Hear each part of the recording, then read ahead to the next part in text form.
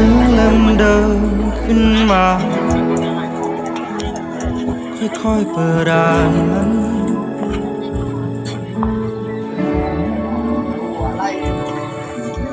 ในเนื้อความที่เธอบรรยายทุกครั้งช่างมีความหมายต่อฉันก็ไม่อะไรทำให้เธอเปลี่ยนก็ไม่เหตุใดเธอถึงละเธอจะปล่อยความเป็นเพียงภาพในอากาศแล้วเธอก็ไป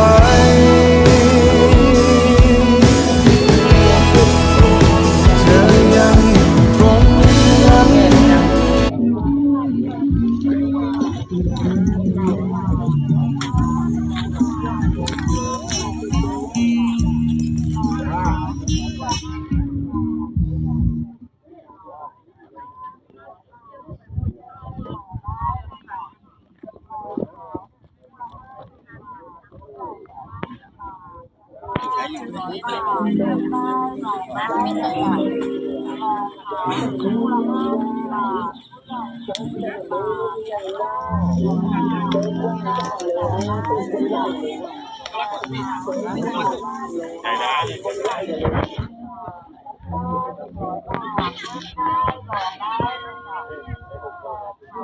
ได้พี่ได้เลยเบรกได้เลยซ้อนเลย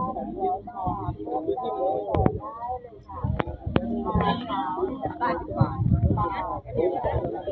ชุดแม่แจ๊ค